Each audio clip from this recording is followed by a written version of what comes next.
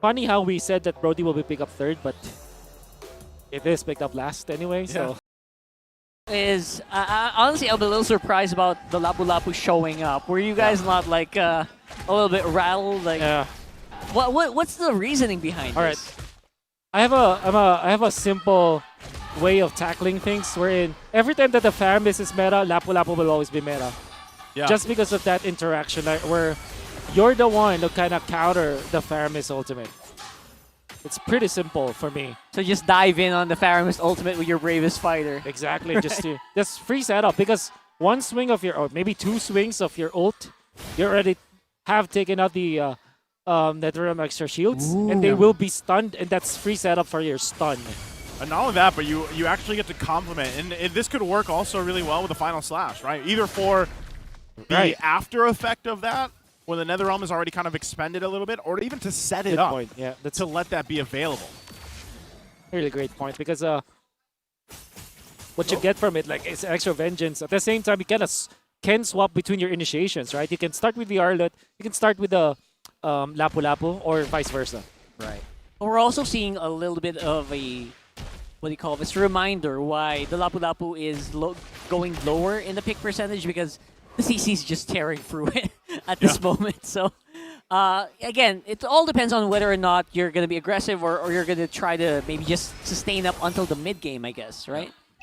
Now, as we get ready for this first big objective of the game, that Turtle being that, we'll have to see how Bren wants to approach this with the lineup they have.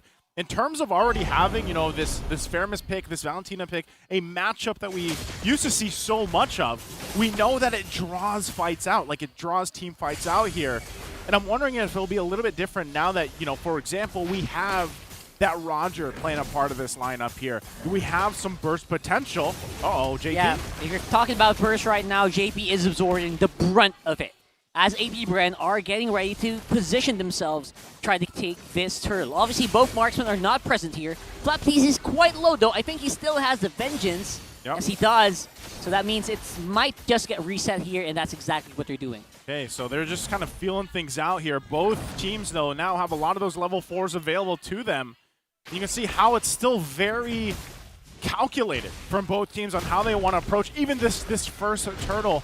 That's what's expected from them in the 4-on-4. There you go, Sanford diving in, bravest fighter. He is looking at forward view, and Carl Teasy will get the retribution while all that's happening. Right now, everyone is just compressed into one area, and both teams are going to be using that NetherRealm. And now the fight's happening. The sustained damage is actually better here on the side of Bren now. They will come out on top with a kill. Okay, so they trade there. JP the one to go down. Bren still looking possibly for more here. They're going to back off, but it's a 1-for-1 trade for the turtle in favor of Echo. Wow, what a long story that we just saw. It's a matter of a minute. It all started with a very weird rotation from Echo that allowed Kaltizi to have level 5 over Kaltizi, but didn't matter anyways, because what they did was to sacrifice some of the XP on Sanji so that they will have to wait for Sanji's ultimate to be up. And they also took so much time resetting the Lord that Kaltizi caught up when it comes to the XP. Eventually, Sanji nailed a wonderful NetherRealm on his own, and JP with initiation. It's like a very long movie that we've seen in just a matter of seconds. Yeah, and that's what I was mentioning earlier, right? Like, that's what the Faramis Valentino matchup is known for. Yeah. It's those long exchanges, and they really draw things out. So when you take that into consideration in the hands of teams like this, like Echo and Bren, you're going to see a lot of this kind of micro play come into these fights, and that's where you really want to be able to pay attention, because it's all about the timing on how they expend that, especially with Sanji having the NetherRealm himself over from Few. So, again, as things kind of get situated here, there's not going to be anything drastic happening so far, because that's just how these two world caliber teams are going to play it out until eventually, if you look at it statistically, Bren has been known before that first Lord to really go and try to force a play, make a play, and that's the swing for them. Now, Echo, on the other hand, they like to just kind of go for it sometimes, even early on. And that could possibly be what they do here. They're going to poke down a little bit for Kyle Teasy, but still, Turtle now up. Take a look at the positioning here for both teams as well. Going to start it up. Gold lane still waiting patiently, but look at the pressure from Flap It's up top. It's really good right now. Obviously, we have We're seeing basically a free turtle here for Echo. But yeah, trade. Bren's getting a lot on the map as well. So Yep. it's basically, they're trying to nullify each other on the macro scale of things. Yep. This is where we start to go for trades, and this is probably why people are looking at the meta in the Philippines, why it looks quote-unquote boring, because sometimes teams have understood their power spike so much that in that case, like, the slight advantage that Echo has when it comes to EXP as well as damage, because they got the first turtle, AP Bren already decided we cannot fight second turtle with just trades, so they even up. It's just all trades. That's part of the reason why teams, or why viewers look at the Philippines and say it's boring. It's because of the better understanding of the macro game that you just trade off. That's true. Yeah, well, that's what I was saying. It's really a disciplined approach as a region as a whole, right? It is. Now, if you're a viewer and you're watching some of the other regions, it's fun to watch all these clashes here and there. It gets a little messy, and you're like, oh, that was exciting. But also, there's a whole nother level to it where it's exciting looking at how they approach teams like this approach these objectives, because we don't. Let's be honest. We all know that objectives win the game. Like, that's what it is. Yeah. And the same can be said when you look at the disciplined approach towards the objectives. Yeah. These teams also take the disciplined approach to team fights. Yep.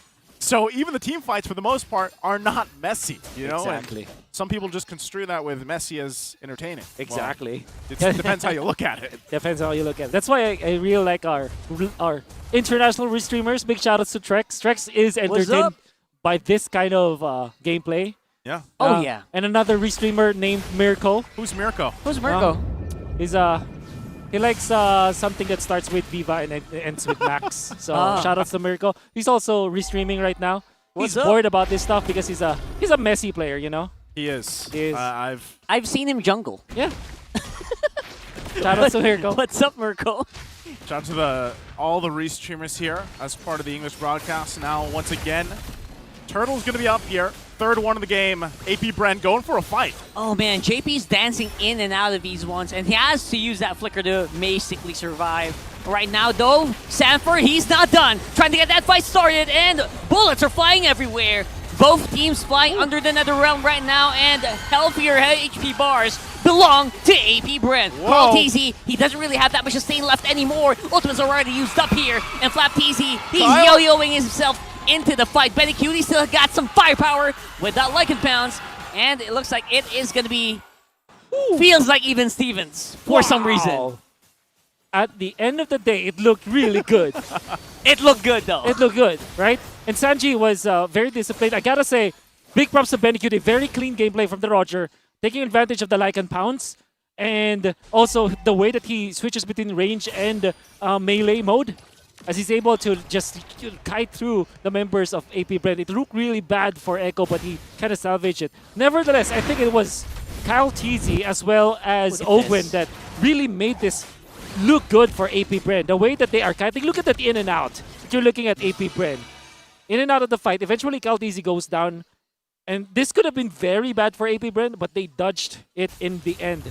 Good clash from both teams. Yeah, that could have been so much worse. It looked really bloody.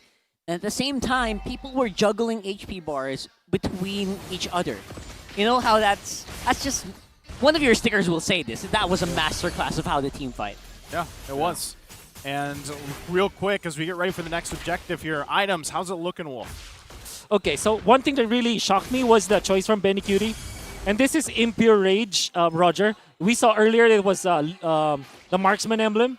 Yep. Right now, he went in for Impure Rage. And his first item actually wasn't the typical ones. He went for the Windtalker first, focusing on farm and objectives. Yeah, basically, faster attack speed and faster move speed get towards those gold sources a lot quicker. Okay, with that, next resource here, as they play around it, the next objective is going to be this Lord up. AP Bren not able to find the pickoff they were looking for. They did get the Daytona's a welcome up, but it's just going to be back up by the time that Echo decides to actually go ahead and contest this. But you still see the focus on the map, especially from Flap here on the bottom side now with the CC pushing there as he goes and grabs that. So they get another turret to work around with. And right now, AP Bren has to decide how they want to approach this. They still don't have a clear go signal on taking this Lord. So they'll just kind of wait and feel things out. Either of these teams, if they can get the mid turrets down, the tier 1s, that would help them a little bit more. But right now, it's a stalemate.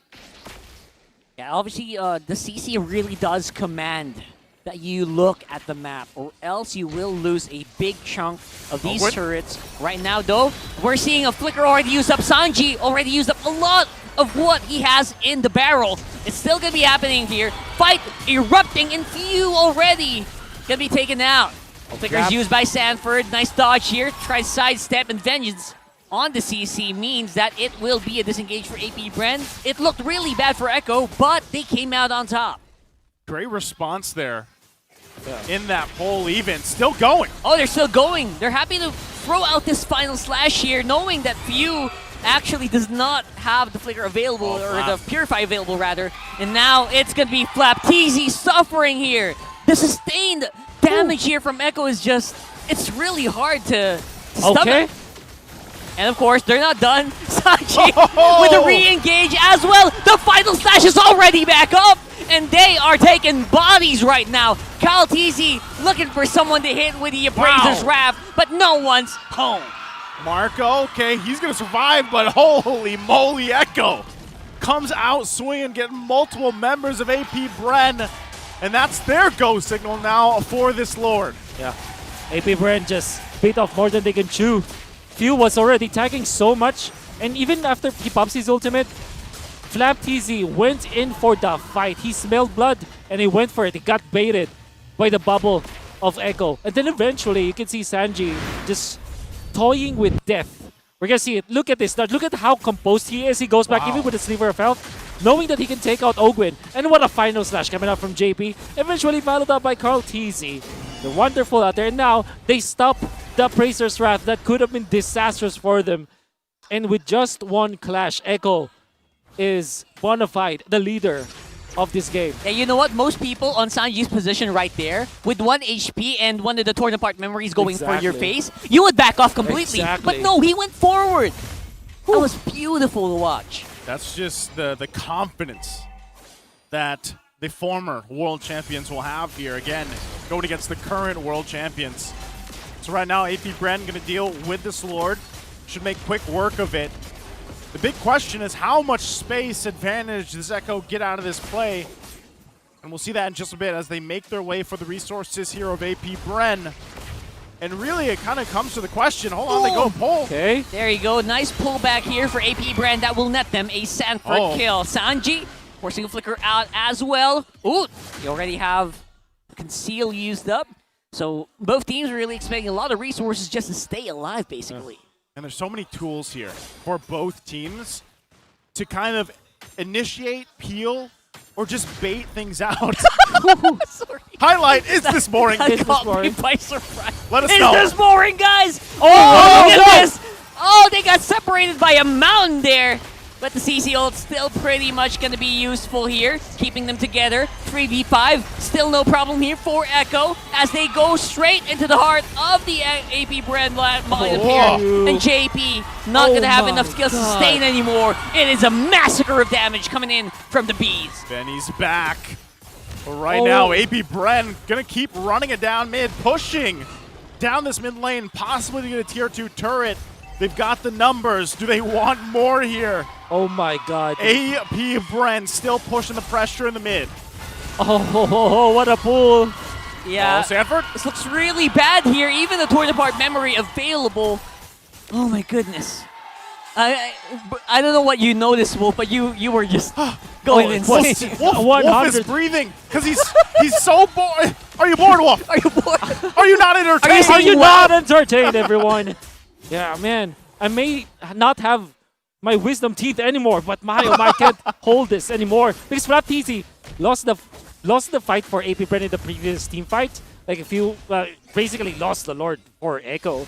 Yeah. I mean for AP Bren and gave it to Echo. But then in the last fight, you saw how well he managed to zone out the members of Echo. So basically, he zoned out 2 members because of his ultimate.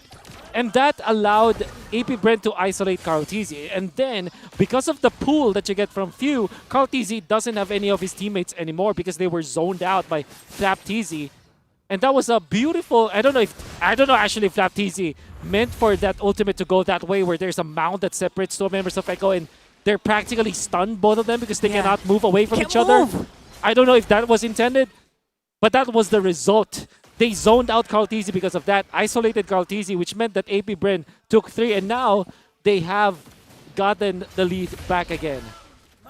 Well, with that, lead or not, AP Bren going to go ahead and start up this Lord to take it on their side here, but Carlteasy has the information he needs as well. Big item pickup for Super Marco. Sanji doesn't have an ultimate yet. He's got to hold on and find the right one here, but take a look at the positioning.